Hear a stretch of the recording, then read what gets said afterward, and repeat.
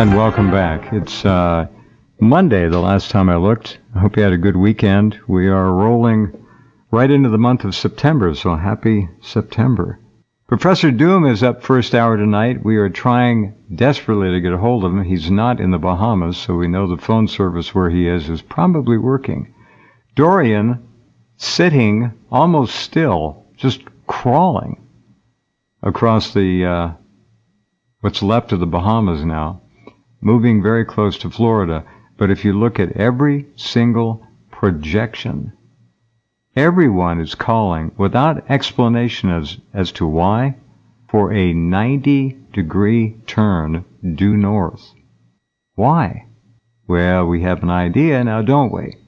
These storms can be, and have been, controlled. So we have also one of our colleagues, and a friend of yours and all of ours, who does such marvelous work, Dane Wigington. They're tracking Dorian and tracking EMF signatures in the area, which will be reported on after this thing is all over. So here comes a hurricane rolling across from right to left in a perfectly flat horizontal plane.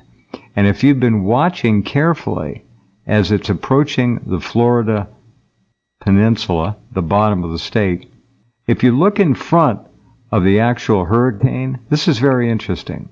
There are storms, little dots here and there, that are moving directly along as part, let's say Hurricane Dorian is the caboose. These would be the cars in front of them. They're small, but they're in a direct line, a straight line, a procession of storms, little ones, followed by Dorian. And it's clear the air is moving perfectly horizontally from east to west, if you look at it carefully. Now, they're telling us that all of a sudden, all of those storms that are right in front of Dorian that appear to be connected to this weather system are going to break off, keep going to the west, and Dorian is going to go due north. This is not normal. This is not natural. All you have to do is look at the darn satellite pictures, and you can see in front of this huge cyclone, this hurricane, are numerous little dots of moisture. They're storms. They're big storms is what they are, but on the satellite picture they look small compared to Dorian. They're moving right along with it at the same speed, at the same horizontal plane, and all of a sudden Dorian is going to decide to make a right angle 90-degree turn and go north.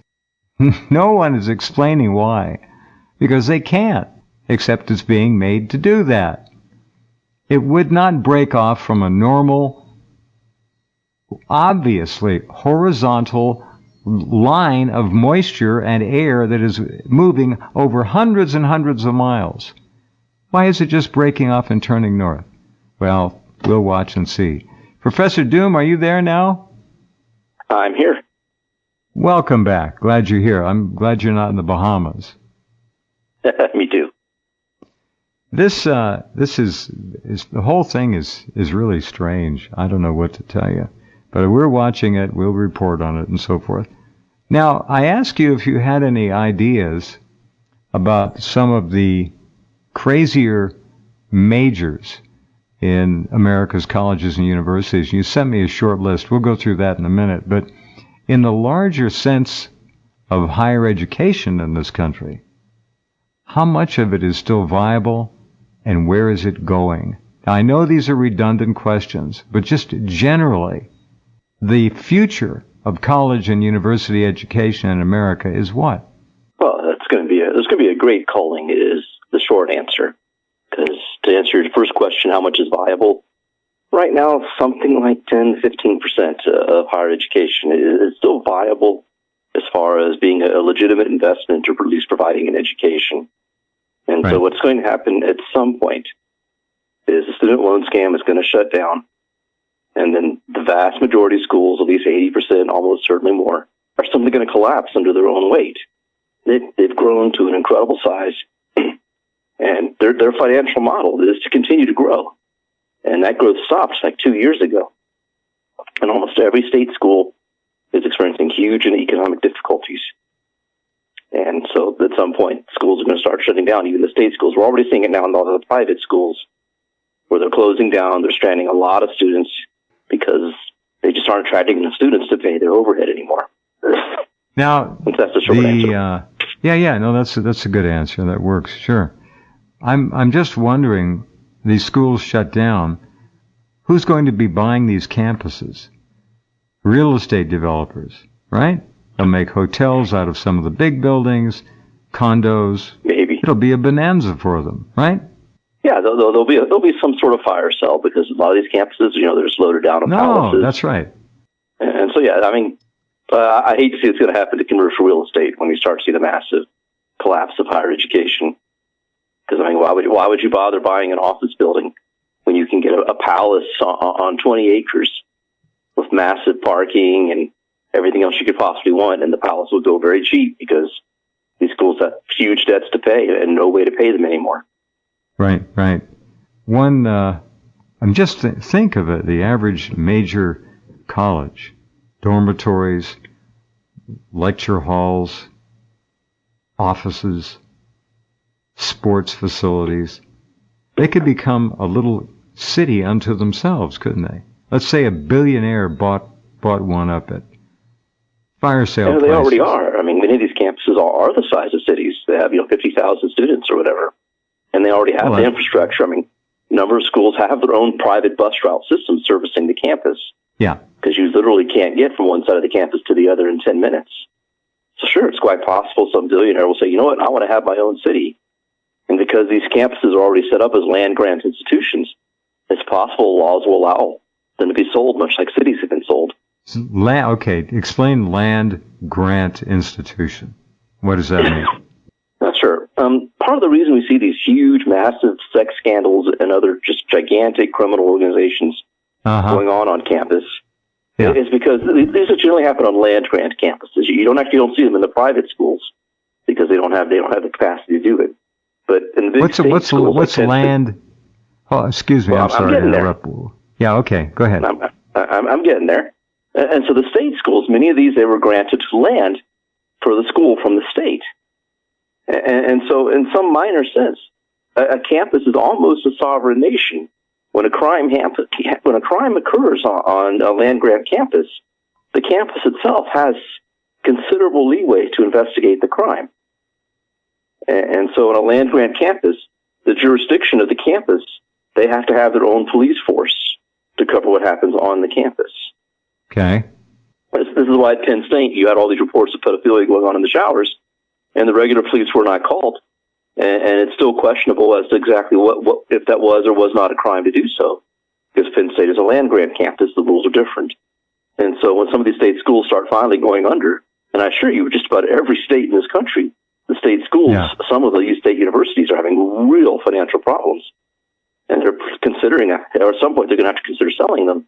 And the way how the laws are set up, those campuses are almost like Indian reservations as far as what can go on those campuses. Now, you won't see it the private school. I'm just thinking about this. I didn't know. You see, you're almost, like an Indian reservation or Indian land. These are land grants. I guess the state ultimately owns the land, correct? Still? Well, or did it cede title to the land? Did it cede title to the university or college? Well, it doesn't cede title. It sees it for use. And so these campuses, they don't have to pay, real estate taxes and stuff like that. And they basically get to investigate and control a great deal of what happens on campus. This is why you see a campus police force and a whole campus, they have their own court system that operates on campus that investigates everything from policy issues to very significant crimes. This is why when you see rape allegations, quite often those rape allegations don't go to the local court system or the local judicial system or whatever. It's resolved on campus. Right. And that's because these campuses, you can do that. If I had a rape in my house, I assure you I would not have a choice of either settling that rape in my own house or taking it or turning it over to the police. Sure. In many of the state schools, they have that option. They can do it either way. And of course, in many cases, they just keep it quiet on campus. This is all very interesting to me because there are a lot of billionaires, and do you know of a major let's say 20,000 students, a major college or university that is for sale right now?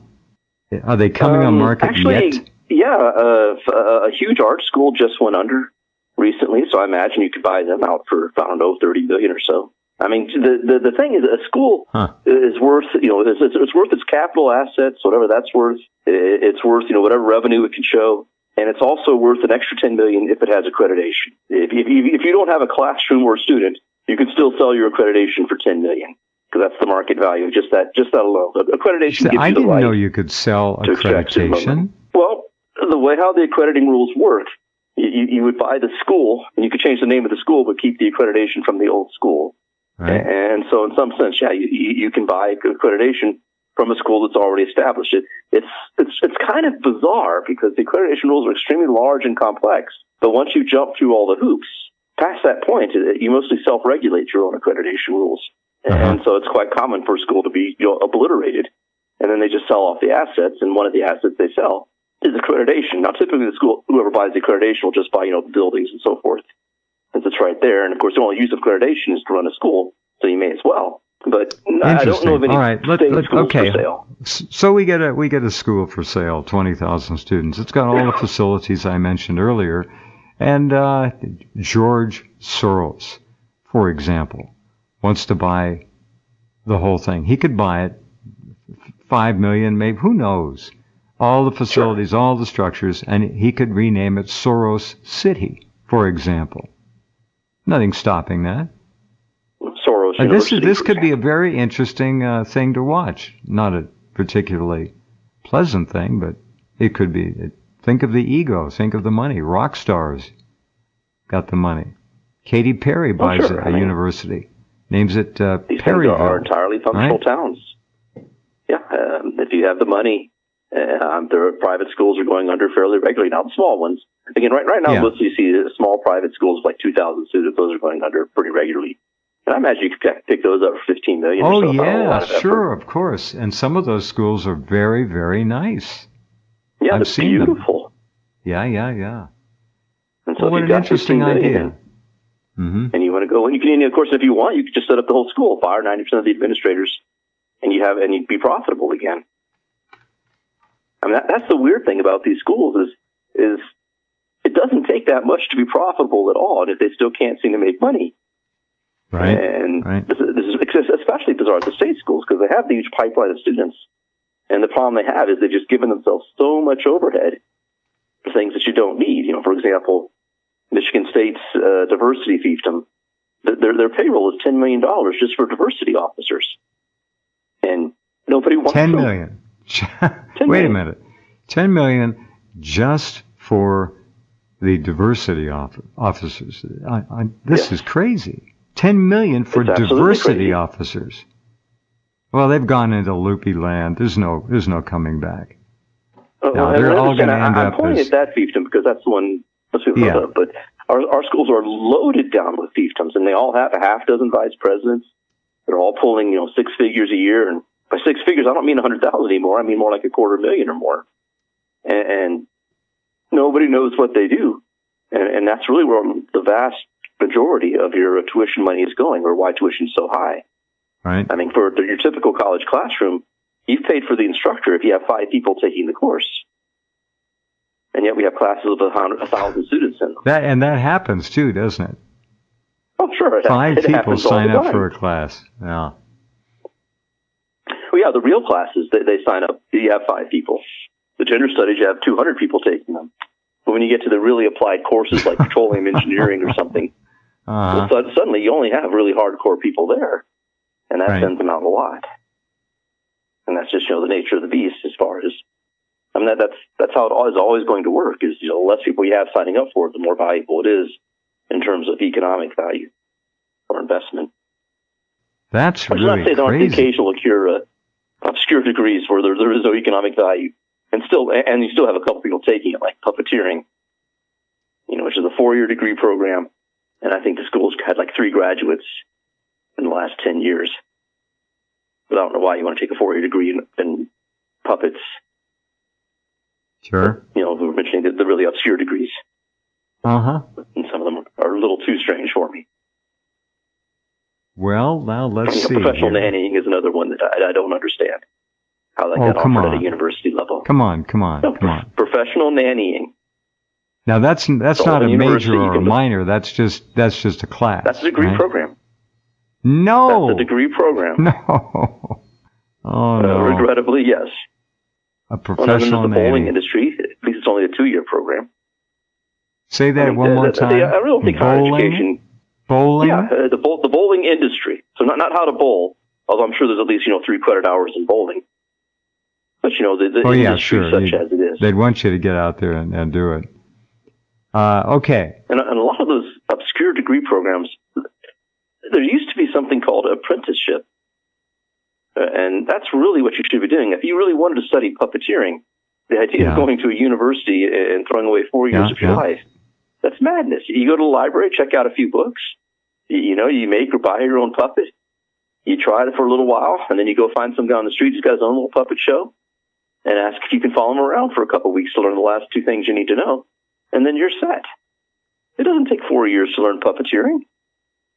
I mean, it might take 4 years to gain the skills, but you gain those skills by actually using them, not by sitting in a classroom. And surfing is another interesting program. I mean, why would you go to college for surfing? I mean, who thinks you learn how to surf by sitting in a classroom? No, they get to watch video on big screen TVs. Here's how you do it. Yeah, I guess so, but then there'll be a field trip. Don't forget that. There's a lab at the beach once a week. And there should be. Because that's how you learn surfing. But no, Plymouth University has a 2-year program on surfing as a major. I would guess it's just an associate's degree, but I don't know. I looked in the one ads, and I'm not seeing a whole lot of openings for surfers as any sort of hard profession. If you want to learn that's a competition. You go to the beach and practice and gain the skill, because that's how you learn how to surf. I just don't see a book doing that for you. Wow. But again, the whole point is, just suck in that money any way you can. And if there's going to be a demand for it, then you're going to have to sell courses for it. When I look at these list of classes, can you hear an echo in my voice now? Or do I sound normal? Okay. I've got a total loop back here. I don't know why. It's very weird. Okay. Now, I'll just leave it up and see what happens. Comedic arts. How's that? 4 years of college to learn to be a comedian. 4 years. Where'd you get your degree in? Comedic arts. Comedic arts. Are you funny? Well, of course I'm funny. I have a degree. Well, what do you do with your degree? Well, it looks nice on my wall. How many jobs have you had? Well, my cousin got married last month, and I got to practice my new routine there.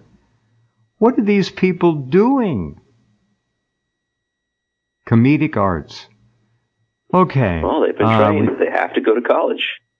So it doesn't occur to them that if they want to be a comedian, you need to go down to the comedy club. What I always thought when I was young, I said, if whatever I want to do, I'll do it. I'll just do it. I can't run the 100-yard dash in 9.5, so I'm not going to do that. But whatever within reason I can do, I can do. I don't need anybody to tell me how to do it. I'll learn. Wow. Okay. We talked about professional as opposed to amateur nannying. Wouldn't want any amateur nannies in the house, would we? Only professionals. Yeah, just babysitter, right? I mean, how? No. Don't use those words. They're sexist, racist. No, you want to offend children by calling them babies. You can't do that. Well, person sitter. Oh, man. All right, hold on a minute. We'll be right back with Professor Doom. Hang on. Okay, and we are back. So, it's September. Still in the low 90s. No chemtrail spraying out here. So, real happy to report that. Actually, blue skies. This is probably the nicest August I've seen. Clear, not into the hundreds, no 105, no 110. Or low 90s, okay. It's just really amazing. Oregon at its most beautiful. All right, we're talking with Professor Doom here about a lot of craziness. Some of the best college majors, if you might have missed any. Comedic arts, learning to be a comedian. Professional nannying, they used to call it babysitting or little person tending, something like that. LPT. How about this one? This is a community college. This is only a 2-year degree, but this is truly a degree. Are you ready? Auctioneering. Learn to be... I don't know what they say, but learn to do that. It's a 2-year course. You can get an AA in auctioneering at it's in the neighborhood of Harrisburg, Pennsylvania, community college. Wild stuff. And we mentioned the bowling industry, another 2-year degree. Learn how to work in a bowling alley. Can't do that unless you have a 2-year degree, though. Can't do it. Nope. Yeah, remember the best man gets the job, and the best man will rise right on up according to merit and worth, no more. Aha! But here's the kicker. I don't know if I'm even this can't be true, Professor. Carnegie Mellon offers a degree in bagpiping. Yes. This is. How about kazoo playing? Well, you might want to lead a 19th century army into Kazakhstan, and you're going to need bagpipers for that. And so there it is. You get your degree in bagpiping. And again, how can this used to be an apprenticeship. Yeah. That's just really amazing.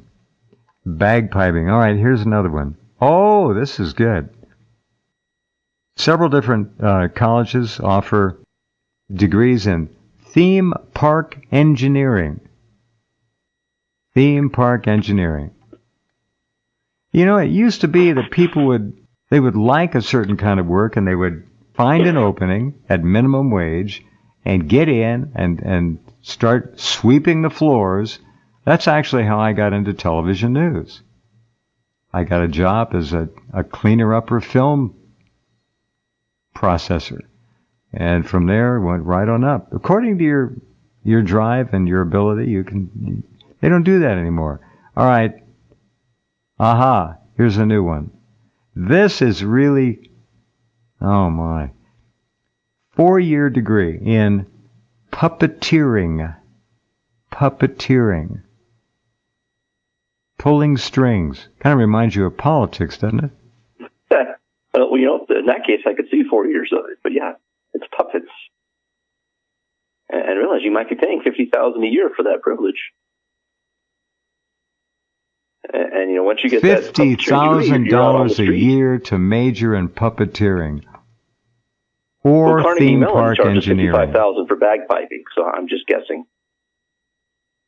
Is that what they charge? $55,000 for bagpiping? Yes. All right. We've mentioned surfing. I'm going to save the other one for last year. Here's a good one, though. You know how everybody's got their own little microbreweries now? How do they do it? They just buy the stuff and start doing it. Now you can get a degree in fermentation sciences. How to make beer. So maybe the state won't grant you a microbrewery license unless you have a 2-year degree or a 4-year degree in fermentation sciences. No, you don't need such a degree. Actually, I had some friends who got PhDs in physics. So this was a few years ago from, I think it was Tulane or some major school. And they couldn't get any jobs. And so they decided, heck with academics, and they opened up a microbrewery in the French Quarter. So I know you don't really need a degree to ferment beer. Thank God, right? Because we've been fermenting beer for several thousand years. You didn't need degrees then. but now apparently you need a degree. Okay, here's the big one. Now, I can kind of understand this if it were wrapped into all kinds of cultural studies, legitimate cultural studies, history. You can get a master's degree in the Beatles. So there you go. And that, oddly enough, not so oddly really, is available at Liverpool College. So there you go. Right. And that's the thing, that the schools have always offered these really, really specialized degrees. And usually when a school does, it's because the school's in a spot where they happen to be in a great position to do that. And this is a classic example, because, I mean, it's Liverpool College. If any place could justify offering it. But if he wanted to learn, get a degree in 17th century Philadelphia politics. Okay. Well, then Penn State University, they happen to have a library of all the newspapers from the 18th, 17th centuries right there. And so they probably have a master's degree in an extremely narrow field like that. And you see these really weird graduate degrees in really very narrow topics. And it's just because the school, through whatever reason, just happens to have the resources to offer something extremely specialized. Yeah. And so I don't think it's necessarily good financial investment. I do respect it. If such a degree is going to exist, it probably should only exist in Liverpool College, or because where else would claim that they're really in a great position to have everything there is to have the Beatles. I will bet that there are people listening that I'll bet they've heard of other bizarre majors. If you have, I'd like to hear about them just for fun. So send them on over. That'd be a kick. Very good. Okay. President Trump recently announced, 10 days ago, that he is now forgiving all student loans to veterans. Or was it wounded veterans? I can't remember. I think this is all veterans. Disabled veterans. Oh, is that it? Yes. Fully disabled veterans? Extremely narrow. That's right. It wasn't all veterans. The story came out originally that it was all veterans, but that was a lie. I knew it would be. So now it's fully disabled veterans who can't pay them back anyway. Right.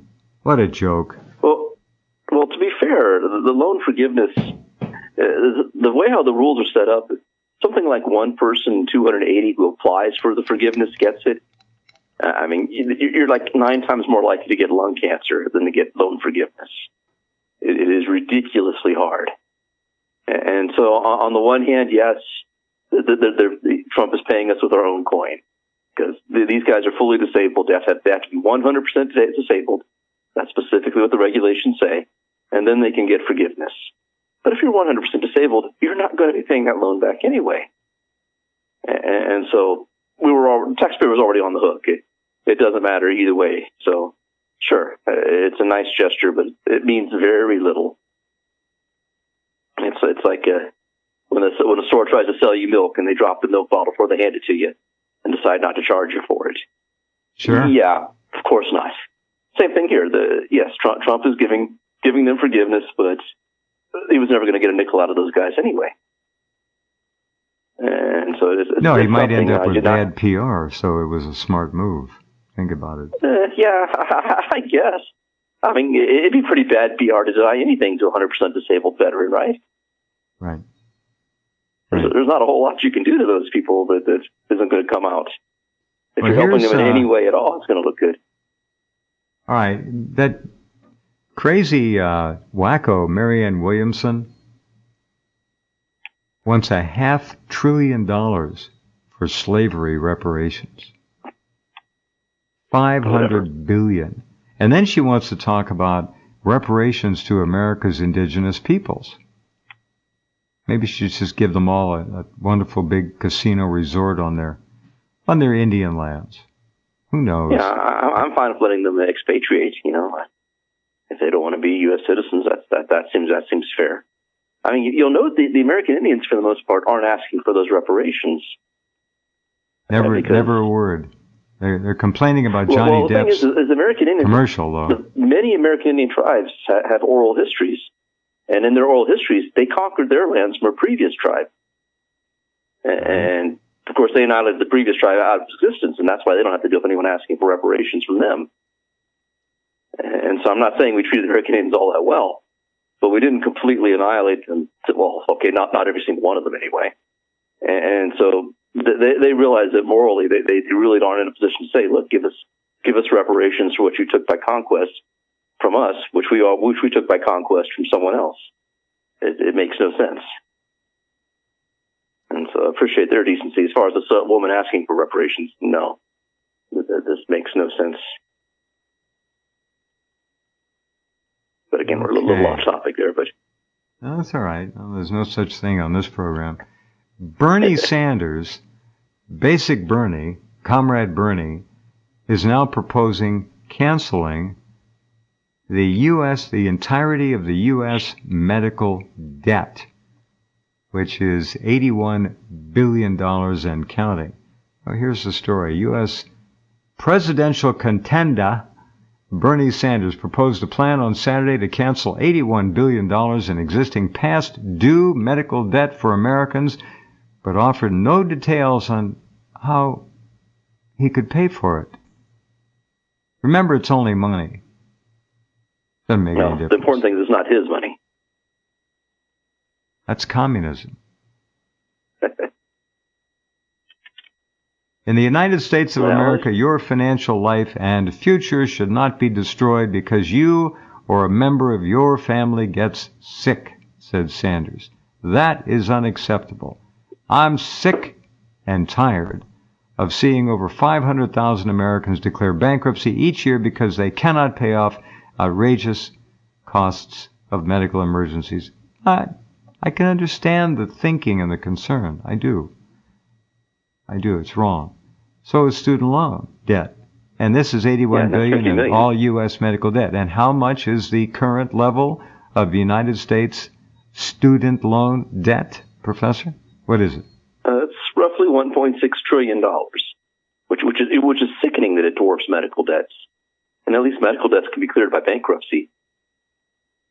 And which is, completely to carry on, the student loan debt cannot be. Student loan debt will follow you to your next life, as in reincarnation. Don't give them any ideas there, Jeff. I don't think they need me. Marianne Williamson. Well, currently the contracts don't say that, but it wouldn't surprise me if they start changing the rules again. Yeah. Make them even more ridiculous. Doesn't it, don't student loan debts affect families and blood relatives in any way yet? Oh, have they done that? I know if you're a co-signer, yes, I know that. But if you're not a co-signer, you're a parent, you're a brother, you're a cousin. Are you involved liability-wise in any way with student debt? Generally, no, it can't. It can't spread that way, but you are in some sense involved. Because what's happening with the student loan debts, because they can't clear them through bankruptcy, what a lot of people do is they'll get other types of loans and then use the cash from those loans to help clear the student loan debts. Right. And in principle, that works, but what happens is they just get bankrupt. And so while that bankrupt doesn't affect your brother either, your brother's going to keep bailing you out as you continue to get yourself, bankrupt to try to get the assets necessary to clear the student loan debt. Right. And so it does affect families, and of course it also affects childbearing, because your brother's not going to be an uncle if you're $100,000 in debt, because you're never going to be able to afford to have a child. And so it affects families that way. And a lot of younger people don't want children anymore, especially what used to be middle class. They don't. They've given it up. I've read a number of stories about this. They don't want children. That's probably because of their trisexuality. They just don't get the idea of monogamy and heterosexual. Well, part of the problem is the economics just don't add up for a child. No, only if you sell it. Well, there's a possibility. A lot of buyers out there just ask the great spirit of Jeffrey Epstein, who you see these stories are popping up all over the place that he's in medical detention now. And you read the stories, and there's never a source quoted It says sources report or sources told such and such. There's no sources. It's all fiction. And a lot of it's been written by the very people involved. Well, the only thing you can be absolutely certain of is the government's version of events has to be a lie. And so once you realize that, everything else becomes possible, no matter how ridiculous. Everything is possible. As soon as we stepped into the digital age, everything became a possibility. Not instantaneously, it took a little while, but you get the idea. You no longer could be sure that what you see is real, what you hear is real, or what you read is real. It's all open to utter science fiction now. That's a big problem. And that's something that would make, I think, fake news, real fake news, and real understanding of the media's impact on the masses would be a very good major in college. Study how people stare at their screens, how they're addicted. Might not be too popular with some of the students, but that would be a viable course and major. Important. I wonder what the name of the major to be. Mastery of the lie? Well, the art of the lie. I mean, you're absolutely correct. The media, you're absolutely correct. The way how the media uses words to manipulate and warp perception is really just stunning anymore. Well, the war on semantics is huge. So we could call it, after Trump's book, The Art of the Lie. Actually, Trump's biography would probably be better with that title, but we'll leave that for another time. Either way. Here's a quickie for you. Speaking of media, the Pentagon, the Pentagon has unveiled, and this is DARPA, an initiative to fight large-scale automated disinformation attacks. Large-scale automated disinformation attacks. By unearthing... I think there's a typo there. No, that's correct. Well, they said the word fight, but they really mean create. Yes, there you go. Read again with the word create. I bet that'll be a little bit more accurate.